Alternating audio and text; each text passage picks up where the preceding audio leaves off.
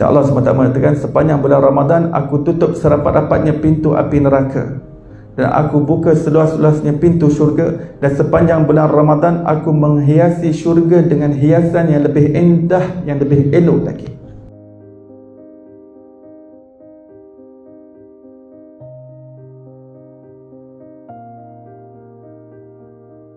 Permainan, kata Allah SWT. Dunia ini permainan.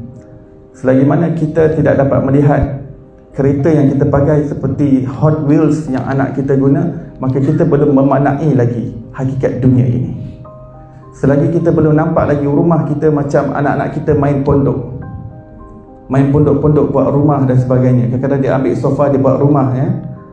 Dalam rumah dia ambil sofa ataupun dia ambil cushion, dia susun buat macam rumah, kemudian buat macam pondok, buat macam rumah dia dan sebagainya. Selagi kita tak nampak rumah kita dah, apa saja jenis rumah yang kita duduk, banglo, semidi, teres, bangsapuri, rumah sebuah, rumah lot, rumah banglo, istana, hatta mahligai sekalipun, selagi mana kita tidak lihat setiap rumah yang kita duduk di atas dunia ini seperti mana anak-anak memahami bahawa ini adalah pondok mereka, ini adalah permainan mereka, rumah permainan mereka, kita masih belum memaknai hakikat dunia ini lagi. Wa inna daral akhirah lahyal hayawan. Dan Allah SWT mengatakan, sesungguhnya kehidupan akhirat kamulah sebenar-benarnya kehidupan.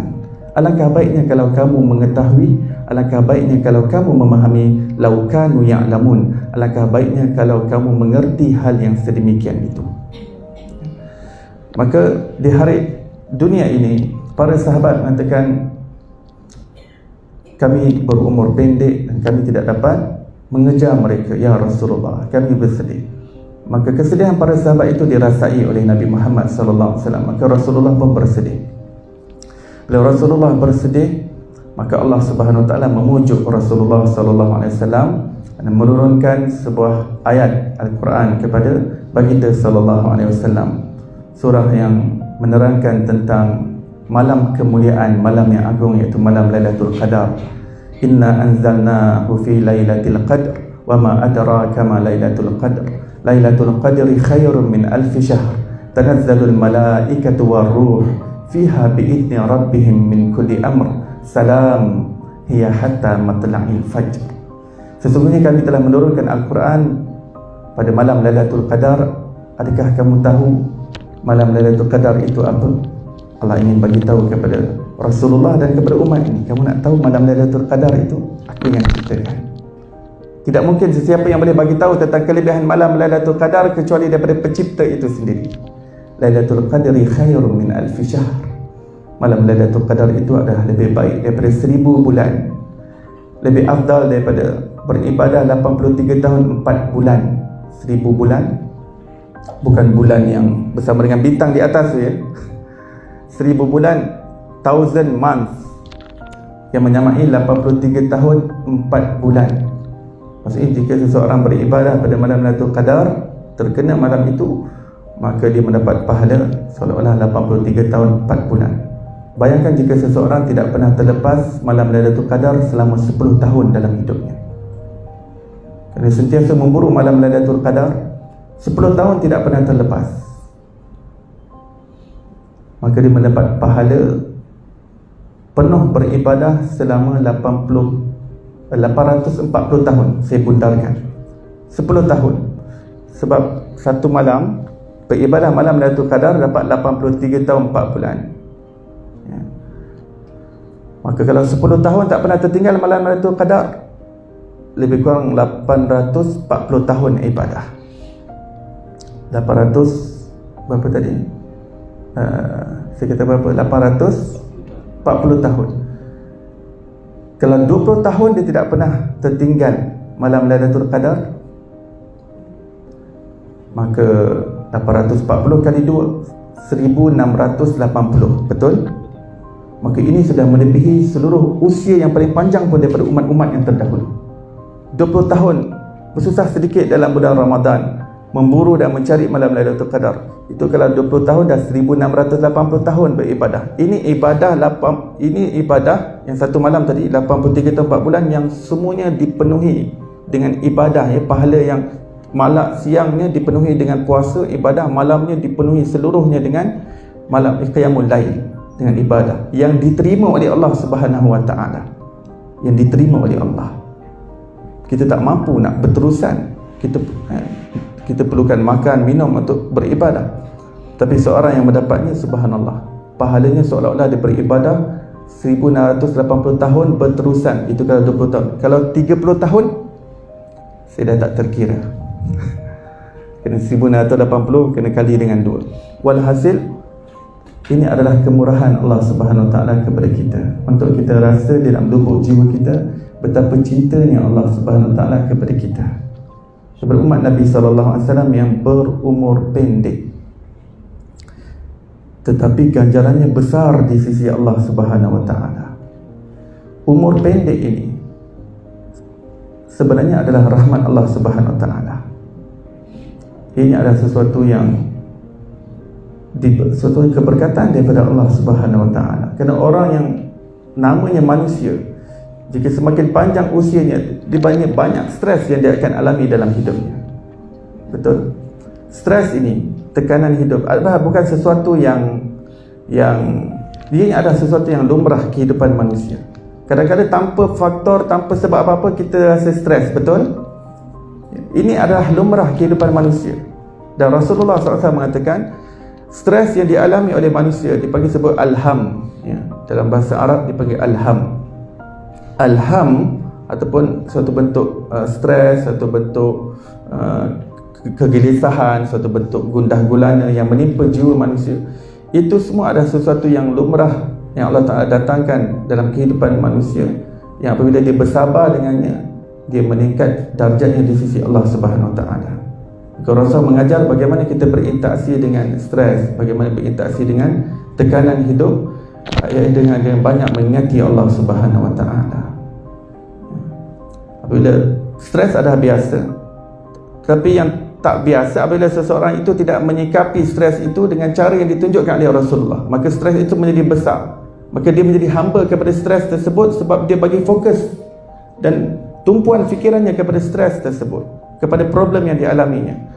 Apa yang dibawa oleh Rasulullah adalah kehidupan kita di dunia. Walaupun kita kena mencari dunia, kita kena uruskan dengan pelbagai urusan di dunia, tetapi fikiran kita, concern kita bukan untuk fokus kepada dunia tersebut, bukan kepada masalah.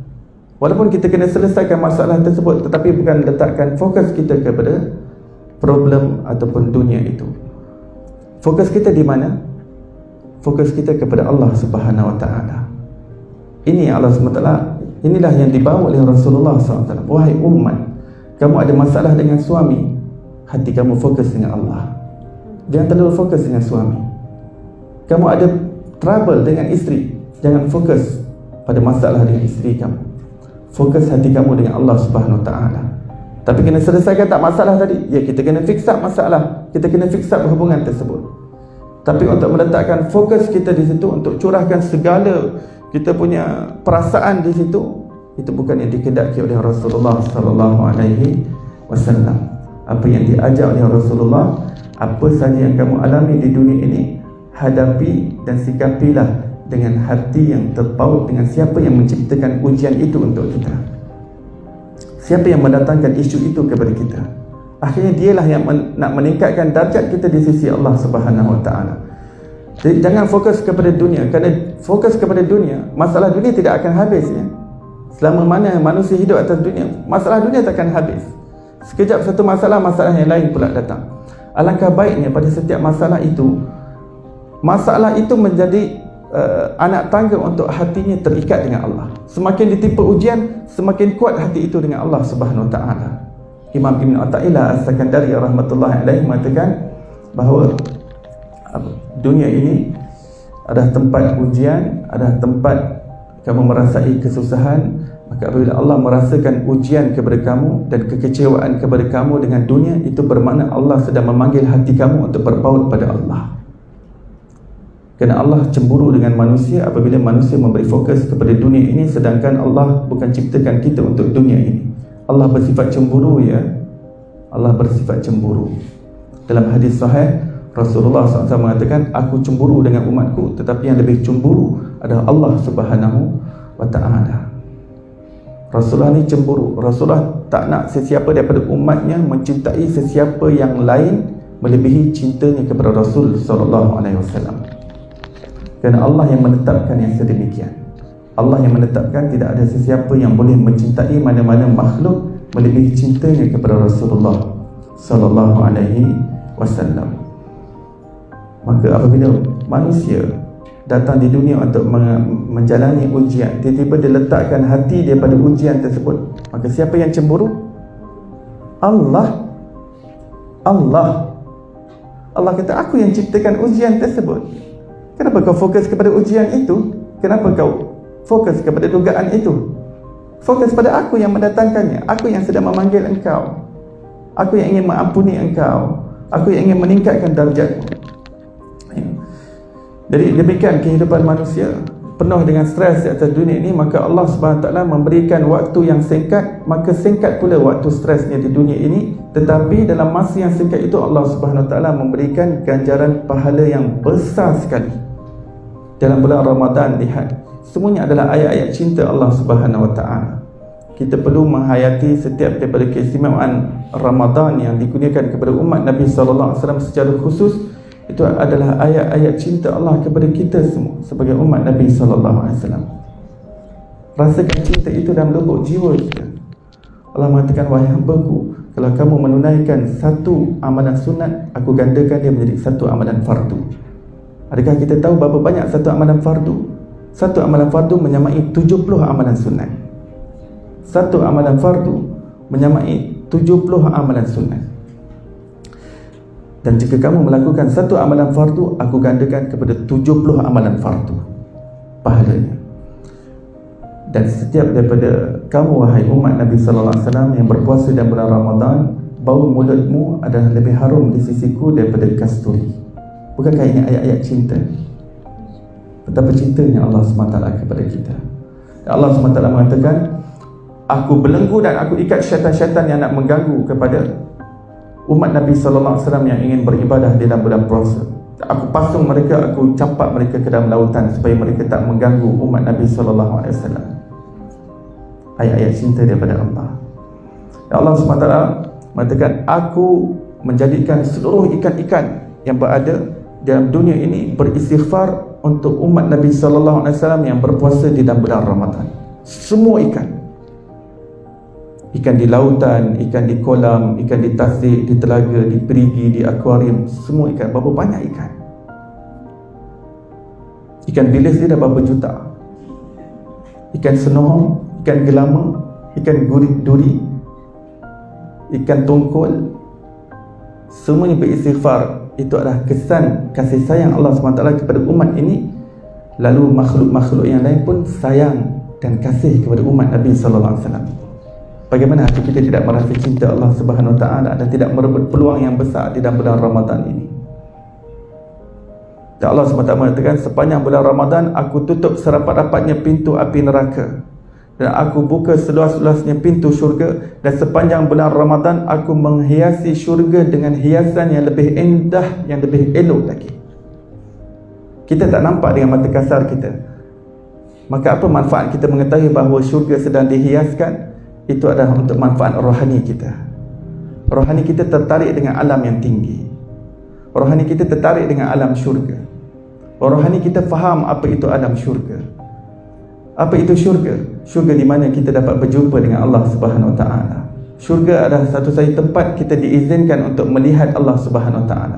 Selagi manusia tak sampai ke syurga, manusia tidak dapat melihat Allah. Walaupun di padang mahsyar kita dihisab oleh Allah Subhanahu Wa Taala di neraca mizan, kita seorang demi seorang akan dihitung oleh Allah, tetapi kita masih belum dapat melihat Allah Subhanahu Wa Taala.